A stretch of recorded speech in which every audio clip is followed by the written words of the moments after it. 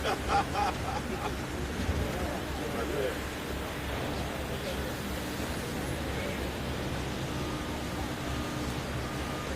me thank you all very much for reconvening here today. We had an opportunity over the course of the last few days to do some periodic updates. Yesterday in our press conference, we relayed that we would likely complete at 6 a.m. this morning the preliminary investigation as to the cause of the fire that led to the condition you see behind me.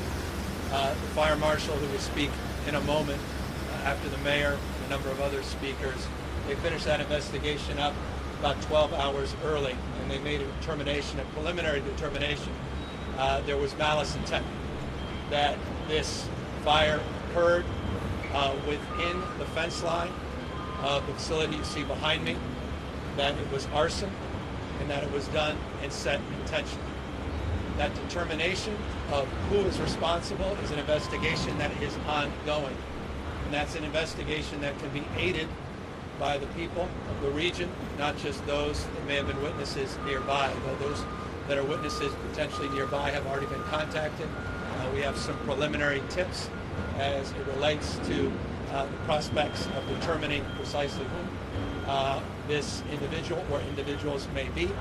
But we encourage the public more broadly to call a confidential line, 1-800-468-4408, 1-800-468-4408. If you have any tips, any information confidentially that can lead to the determination of exactly who is responsible. Arson appears to be the likely ignition for this fire. That ignition was determined with precision by the fire marshal, CAL FIRE, and their teams, and it allowed us to turn this site back over earlier than anticipated to Caltrans to continue the work on the structural analysis. Number two, the structural analysis is ongoing. The core samples we referenced yesterday, the original core samples, have determined on the basis of the preliminary sampling that the structural integrity of the deck appears to be much stronger than originally assessed. That does not mean that we are moving forward without consideration of a demo. Quite the contrary. We are assessing additional samples, but the preliminary samples showed more positive results than were originally anticipated, again, for the bridge deck structure. That's the larger bridge deck structure. More specifically on that in a moment, but let me remind you, over 100 columns were damaged, 9 or 10 quite severely.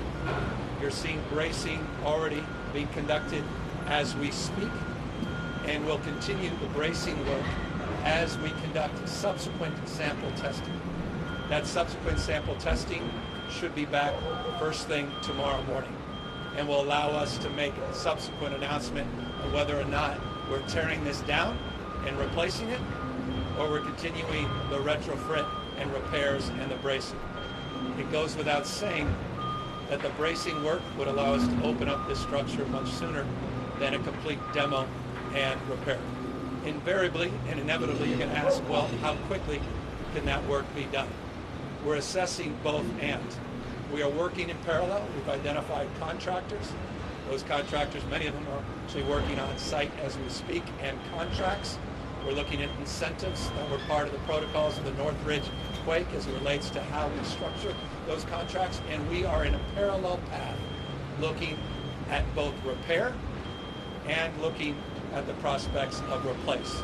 Once those samples come back, again, by first thing tomorrow morning, we will make that determination, but we don't want to lose an hour in moving forward with whatever outcome is the most appropriate. And remember, that outcome will be determined on one basis, on one principle. That's safety, not just speed. Safety, not just speed. The worst thing we can do is make bad short-term decisions that will profound and consequential life safety decisions in the medium and long term. So the good news is preliminary samples looked more positive than we anticipated. Moving forward with the structural integrity underneath, and we'll continue to prospect to look at the prospects of a complete demo and replacement until we determine on the basis of the last samples that will be coming in that may not be necessary. As it relates to yesterday's press conference, we made it clear that we would provide more information about the lessee. Apex Development, Inc. is the owner, or rather the corpus of the lessee. It's the entity that holds the lease to the property you see behind me. As I mentioned yesterday, we assigned an unlawful detainer in September of just a few months ago, and we are heading to court in January. Court date may be pushed to early February, but January, February is the court date. This guy and this organization, members of that particular corporation have been bad actors. We've been in a litigious posture for some time. They stopped paying their rent. They're out of compliance. And as was stated yesterday, and we can stay with more clarity and conviction today, they have been subleasing this site to at least 5, maybe as many as 6 tenants without authorization, Caltrans without authorization from our federal partners. And I'll remind you that authorization legally is required from both the state and federal partners. There is a review committee that includes the state fire marshal. Questions that were asked yesterday as it relates to the oversight of what is stored and what is allowable to be stored. That goes through a review process and determination, and the federal partners ultimately sign off. We had our federal partners on site earlier this morning. Administrator Batt was here from the Federal Highway Administration. We thank them for moving quickly. We're doing a preliminary assessment. It has to reach a threshold of about $25 million before we can draw down federal support and federal aid. While that's important, it's not necessary for the preliminary work. On the basis of the state of emergency that we advance, and on the basis of the director of Caltrans' ability to order through an emergency fund and draw down money, that allows for the work you're seeing on site 24/7, 7 days a week, rain or shine, atmospheric, river or sprinkles, doesn't matter. We'll continue to move as quickly as we can, safety first and timeliness second. With all the creativity that is required of this moment and the recognition of best practices that we have experienced across this country, and of course with our own experience on contracting and own experience of incentivizing the speed and security and safety that is required on the basis of what happened here in Northridge. Our teams, legal teams, have been working overtime, including assessing what other leases Apex Development, Inc. may be holding. A preliminary analysis determined they have 4 additional leases in and around the area, 5 total. We're assessing whether or not they're in compliance of those leases. Likely not, on the basis of the issues that we've had for years and years on this site that has led to litigation and unlawful detainer and is moving us into court. It's a Calabasas-based company. Beyond that, I don't want to get into any more details as it relates to the lawsuits and the litigation, but as I assured you yesterday, as more information is appropriately brought to my attention, I'll appropriately share it with you in real time. We are also, and I'll extend this, and I'll ask the mayor to speak next, we're also extending a deep dive analysis, not just of leases that may be held by Apex Development, Inc., but all of our Caltrans leases, making sure the inspection protocols are being met, making sure those annual inspections are actually being advanced, making sure we have an adequate number of inspectors, making sure that all of us are being held to a higher level of accountability. Again, all of us includes not just Caltrans, but our federal partners that also have oversight and ultimate jurisdiction. There's an actual manual as it relates to what's appropriate and inappropriate to store on these facilities. What was legally afforded this lessee, and recall, they have an unlawful attainder for a reason, was the storage, open storage, broadly defined, of non-flammable materials, non-explosive materials, and vehicles, operating vehicles. We saw those vehicles, and we certainly saw a lot of pallets and a lot of open storage. But again, There were multiple subleases, and they were out of compliance. They did not get permission from the state. Again, part of the unlawful detainer and the reason we are going to court in January and February. But across the board, we're looking at all of these other airspace leases, and you can imagine they're plentiful. You asked yesterday, where does the money go? It goes to public transit. All the money that comes in goes to public transit accounts, goes back into the communities being served. So it's an important source of revenue for those that want to disband the practice fully. That also has to be considered. But obviously the magnitude of this crisis suggests a sober review and reflective review of the lease terms, our relationship to the federal highway and current manual that is a national framework of best practices in this space. This is not unique to California. This exists across this country and, of course, around the rest of the globe. Number 3 or 4, it is important, the mayor will reinforce this, that we continue to do the work to clean up encampments in and around these locations for no other reason than the human toll and the human cost. I'll let the mayor speak more about that. As I said yesterday, and I'll remind you again today, 3 years ago, you see members of the legislature here, there wasn't $1 that went in from the state of California to support locals and partnerships to clean up encampments. Not $1 3 years ago. We did a $50 million pilot program that's oversubscribed, and working in partnership with the legislature, $750 million has been set aside for encampment resolution grants. I referenced yesterday 3,200. I was wrong. 3,200 turns out not to be the number of Caltrans encampments that have been cleaned. It's 3,275. That's not enough.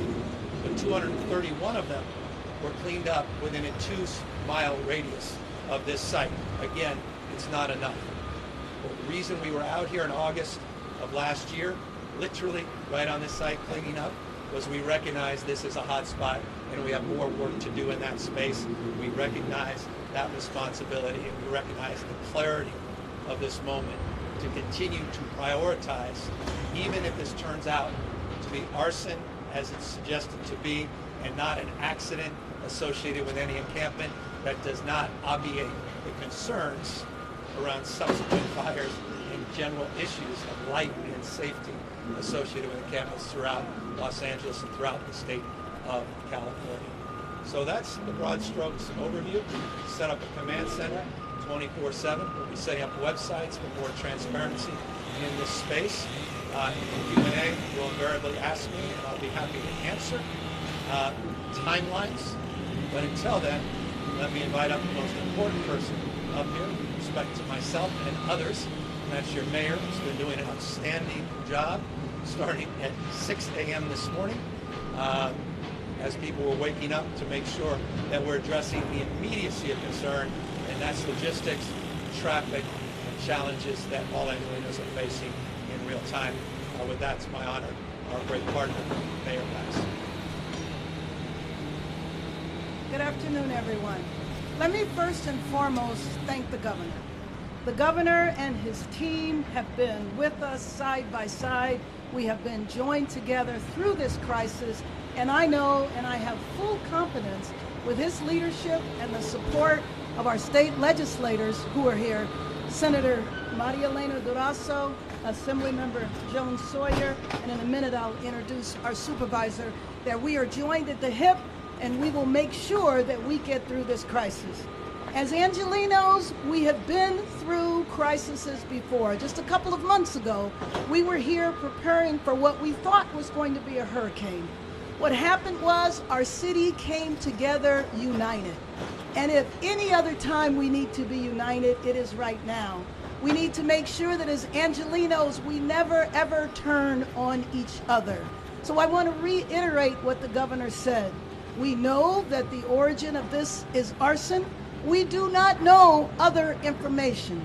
There is no reason to assume that the origin of this fire or the reason this fire happened was because there were unhoused individuals nearby. I want you to know that we are working urgently to address this crisis. On Saturday, we activated our Emergency Operations Center to coordinate a response. I've been in touch with our federal and of course our state partners. I want you to know that the White House, Secretary Buttigieg called immediately. As the governor said, the Federal Highway Administration was here. The administration has made it clear that they are ready to do whatever is necessary to get Los Angeles whole again. We're making sure that Angelenos are informed. Last night, we sent a wireless emergency alert to ensure that all Angelenos would be able to plan ahead and mitigate risk on their commutes. Over 300,000 people travel through this freeway every single day. We've urged Angelenos to stay on the freeways, not get off onto the side streets, because the side streets cannot withstand 300,000 people. To pay attention to your apps, whether it's Google Alert or Waze, to pay attention, because we are giving that information to those apps. We're also posting on Nextdoor, but to reach communities directly. But you can also visit emergency at emergency.lacity.gov. Losing this stretch of the 10 freeway will take time and money from people's lives and businesses. For commuters, we're still exploring ways to open up faster and more effective routes of communication. We would also encourage people to take Metro. Metro has increased the number of trains and buses available and have alternative routes for you to take. Whether you are talking about traveling to and from work or your child care plans and the flow of goods of commerce, we know that this will disrupt the lives of Angelenos, but we will not settle for anything other than a rebuilding or repairing plan that prioritizes safety and gets our freeways up and running. So we're taking a three-prong approach.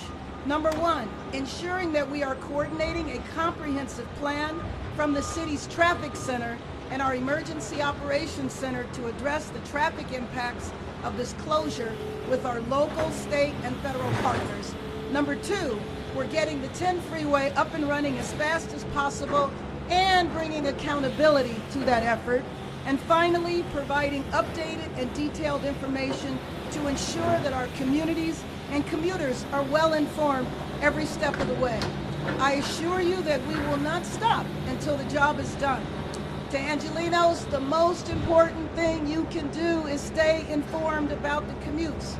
Unless you have to enter downtown, stay on the freeways. If it is possible, telecommute. We all learned during the pandemic we don't have to be in the workplace every day. If you have to go onto surface streets, make sure you visit, again, emergency.lacity.gov to be aware of the surface street routes that we have established to move traffic in the best way. Again, Angelenos, in this time of crisis, in this time of emergency, we need to pull together. Being stuck in traffic is something that makes Angelenos angry. We will do everything we can and work 24 hours a day until we settle this. But this is a time to turn toward each other, not against each other. Whether you are housed or whether you are unhoused, we can do this. We have been here before, and I know that we will be able to get past this, and we will get past this united. Let me now bring up the supervisor from this area, Supervisor Hilda Solis. Thank you, Mayor Bass, and thank you to our governor and to the elected officials, and especially to our public safety and firefighters that were really the ones that we need to consider, because they put their lives out there every single day, and this was no different. I happen to represent this area, but I am working in partnership, arm in arm, hand in hand, mano a mano, with the governor, with the city, with our mayor, and also with our elected officials here. I want to say that earlier today, I also had a tour of this predicament and found that it was very disturbing to see the magnitude and the destruction that is now facing the residents of LA County. And I'm not just talking about the city, but I'm talking about the region, because in totality, we're talking about a major artery that you have different freeways conversing here. You have people traveling as far as other counties, San Bernardino, Riverside, and people coming in from Lancaster. Many were not aware of what was taking place over the weekend. So I know that staff did everything they could in their power to help to mitigate and to try to control the congestion. I would ask that we continue to tell our residents to have patience, paciencia. We need to have patience because people want to get places very quickly, but we have to be very mindful of what is happening here. A big transformative project that will be undertaken in the most, I think, important and with safety as a #1 priority, as our governor said. It isn't just about building something that's going to run. It's going to be building something that's going to last, that's going to provide protection, and to make those corrections in the state, the legislature, the county, and the city to see that we don't see these kinds of circumstances occurring. We are also a tenant of Caltrans. The county is. We also lease properties under freeways and areas. We want to do the right thing and make sure that places are safe and that we are attentive to that. This coming week, we'll be putting forward a motion at the Board of Supervisors to ask for all of the tools necessary so that we are also focusing hand in hand with the city and the state and legislature to see what more we can do. Briefly, I just want to say a few words, if I might, in Spanish for those that may be interested, because the area, if you think about it, is heavily populated by Spanish speakers. You have people coming in and out of this area 24 hours, 7 days a week, and it hasn't stopped. Not necessarily because people need to get to work, and many still need to understand the consequences of that. So primero quiero dar las gracias y agradecer al gobernador Gavin Newsom y la alcaldesa Bass para su liderazgo que han dado en este incidente. Abrir el autopista 10 es nuestra prioridad. Me anima que el presidente Biden ha enviado a Shallon Batt, administrador de la Administración Federal de Carreteras, a Los Ángeles hoy para transmitir el apoyo del gobierno federal para reabrir la autopista lo más rápido posible. Cuando supe de la situación, solicité a LASA y la iniciativa para personas sin hogar para que nuestros equipos de extensión financiados por el condado interactúen con las personas sin hogar para llevarlos a un lugar más seguro. También hice el Departamento de Salud Pública del condado investigar la calidad del aire en estas comunidades afectadas para garantizar que la salud de los residentes no se vea comprometido tanto por el incendio y la congestión del tráfico. Yo visité este lugar hoy día en la mañana. El condado está coordinando activamente con Caltrans, la Patrulla de Caminos de California, el Departamento de Transporte y la Ciudad de Los Ángeles para mitigar los impactos en las carreteras no incorporados, por ejemplo, en el este de Los Ángeles. Tenemos que trabajar juntos para ayudar a la ciudad de Los Ángeles y del estado de California con las reparaciones necesarias a la carretera. Nuestras empresas y trabajadores locales dependen de nuestra ruta de viaje que tienen un volumen de hasta 300,000 conductores al diario. El condado sigue listo para ayudar y ofrecer nuestros recursos para apoyar a los afectados en este área. Los animamos a todos a explorar alternativas como viajar en trenes y autobuses de Metro, Metrolink y Foothill Transit, ayudando a aliviar el tráfico por viajar en transporte público. Now it's my pleasure to introduce State Fire Marshal Daniel Berlant. Thank you. Thank you very much, Supervisor. Again, Chief Daniel Berlant, California's State Fire Marshal. I want to reiterate what Governor Newsom said. Our investigators, after being assigned here for just about 48 hours, have been able to confidently determined that the fire was caused by arson. Now, I have no doubt that you all want additional details on how we got there, but I have to stress, while we have determined what started the fire, we are still working to determine who multiple people may have started the fire. And so our work is not done. In fact, investigators today, while we were able to conclude our work of sifting through the rubble in search of valuable evidence. Our investigators have been paired up with the Los Angeles Fire Department. Thank you to Chief Crowley, with the Los Angeles Police Department, canvassing the area, talking to potential witnesses, talking to local business owners that are open today, trying to get access to footage, working to try to get additional information that will corroborate what we already believe to be, again, malicious and willful intent of starting a fire. That is what separates arson from any other type of accidental or negligent start of a wildfire. But it's really important, and again, I have no doubt that there will be questions on that. We have to keep the integrity of this investigation strong, and so our ability to give additional details right now beyond the cause, we have to wait. But as the governor stressed, we need the public's help. In order for us to track down who may have started this fire, we need valuable information. The governor did a much better job of remembering the arson tip line, so thank you, Governor. The number he said, if anybody has any information, as small as it is, and as maybe meaningless that you think it is, you can stay anonymous, but we need that information. That will help us track down the person or persons who we believe started this fire, and then more importantly, get a conviction in court. Again, I have to stress the work of the Los Angeles Police Department and Fire Department and our arson and bomb investigators will continue, potentially for several more weeks, but that will really, timeline-wise, be dependent on how quickly we get additional information from the public or from witnesses who may have seen or heard any valuable information over the past 48 hours. And then lastly, as the governor said, we have committed as well to assist Caltrans in their assessment of additional lessors underneath our freeways, and we will continue to assist Caltrans as we have now for several years to make sure that those leasing or even subleasing land from the state are held to California's rigorous fire code and building code elements. And so we will continue to participate in that analysis as well.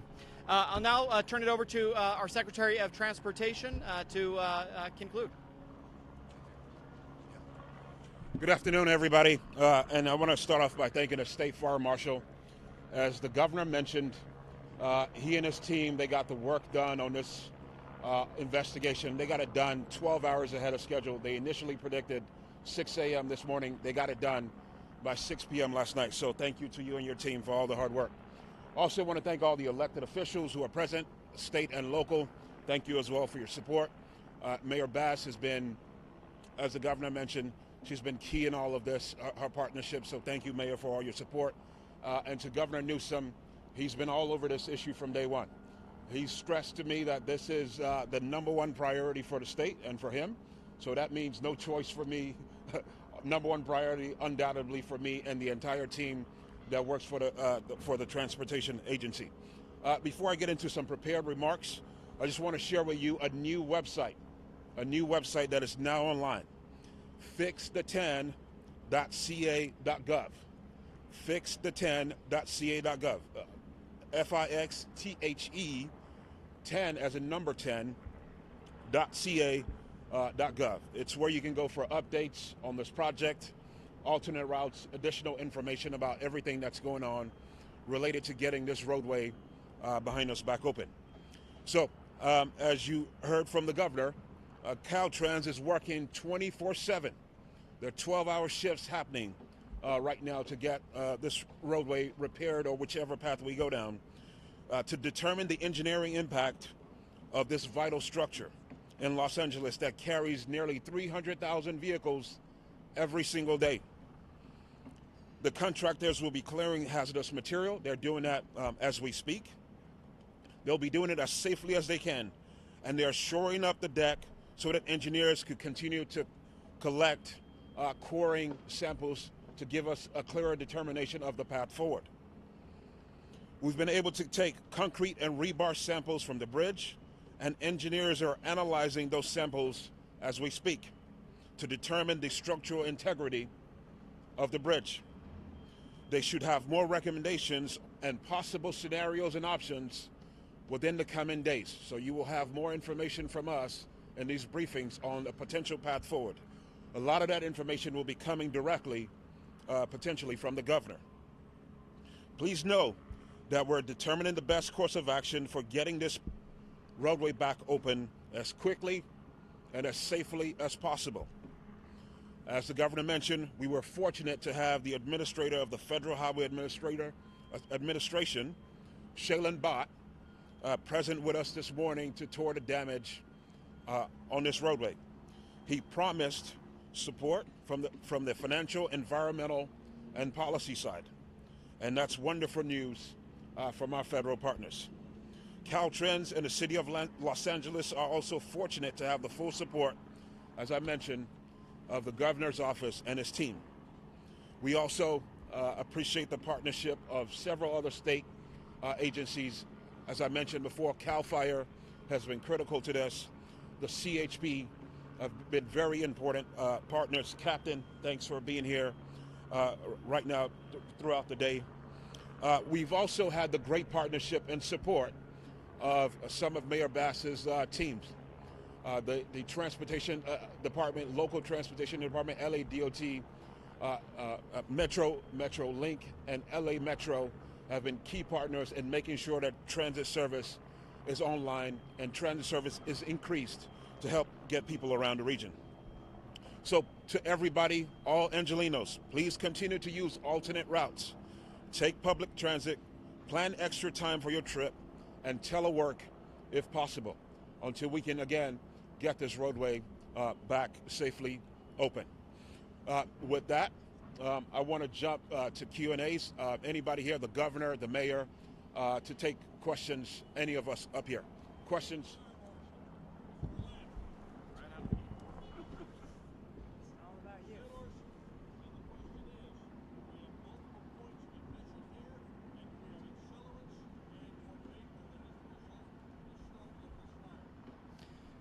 While we have identified the point of origin of the fire and the cause of the fire, the additional information that you're asking right now, we need to hold as part of the integrity of the overall investigation. If you have additional, or anybody in the public has additional information, including what you just said, that's the type of information that we need to help us in this case. But at this point, it's too premature for me to comment on that.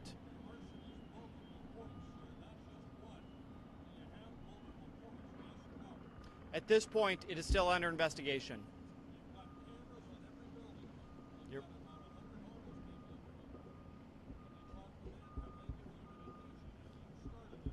Yeah, so as I mentioned earlier, not only has the team been working to dig through the rubble to look for evidence, but they have been canvassing the neighborhood, talking to witnesses, including those that are unhoused, that are in the approximate area, talking to business owners, asking for footage of this area. And so to your latter part of your question, yes, we have been talking to potential witnesses as well as business owners that might have footage. And anybody who maybe we have not made contact with, who has a business in this area or knows somebody who may have been here during the time of the fire, those are the people that we need the information from to help us in this investigation. Thank you. Let me just clarify. In terms of the unhoused individuals, there were 16, and they have all been housed now, including one woman who is expecting a child in a few weeks.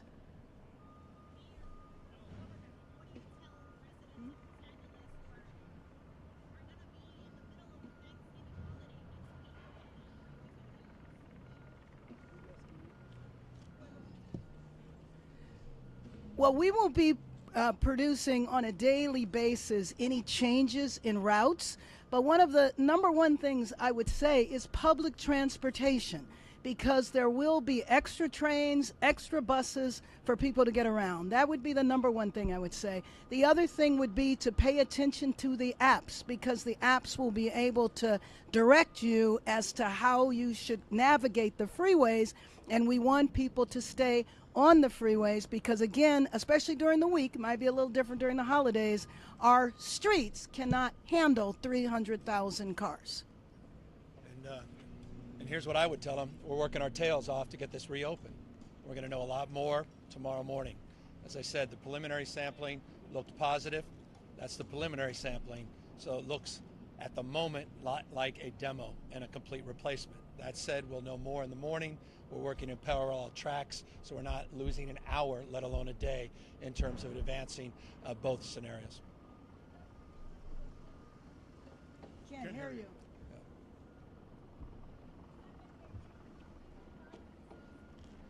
Correct. We're assessing that entire number. There are thousands and thousands of them, and they're held private sector as well as public sector. So across the spectrum, we're having that information crunched, and we'll provide that right when we get it. I'm sorry. Can't hear you. I've got 4 kids, and they're a little bit quieter than the 4 helicopters.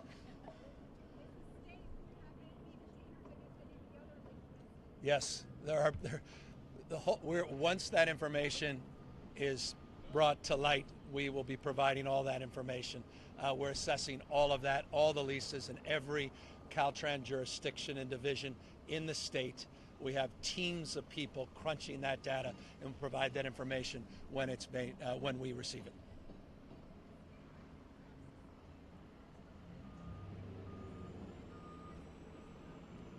Yeah, look, I'm not going to get. We already are in a litigious posture with Apex Development Inc. Have been for some time. There have been lawsuits going back and forth for some time. There was a recent unlawful detainer in September of this year. We're going to court in January. Maybe it's being pushed back to February, early next year. We're looking at all of the other Apex Development Inc. leases. We're looking to see whether they're in violation. We'll provide that to you in real time. We know what we know today in the context of the 5 or 6 subleases that were not approved by the state or the federal government. Thousands and thousands of other leases, not Apex Development Inc., exist all across the state of California. And that protocol in terms of getting you that information is being advanced in terms of that information being collected. And as soon as we have it, I'll make it available to you. Anybody else? Well, what we know is being stored. I'll just, because I don't know if you can hear me. What we know is being stored, just from what we saw, were cars, pallets, fruits and vegetables, determination in real time of other materials through the hazmat teams is being made as we speak as part of this criminal investigation, now that we know it was arson. All that being assessed and determined in real time. Again, there's no lease that is afforded anyone in the state of California for explosive materials or hazardous materials. That said, they've been out of compliance for some time. That's why we're going to court. We're determining exactly what materials led to this catastrophic event, and that's part of the ongoing investigation, as the fire marshal said, ongoing investigation. And I'll remind you, those that want to assist, that may know anything, large and small, please call that 1-800-468-4408 tip line. It's completely confidential.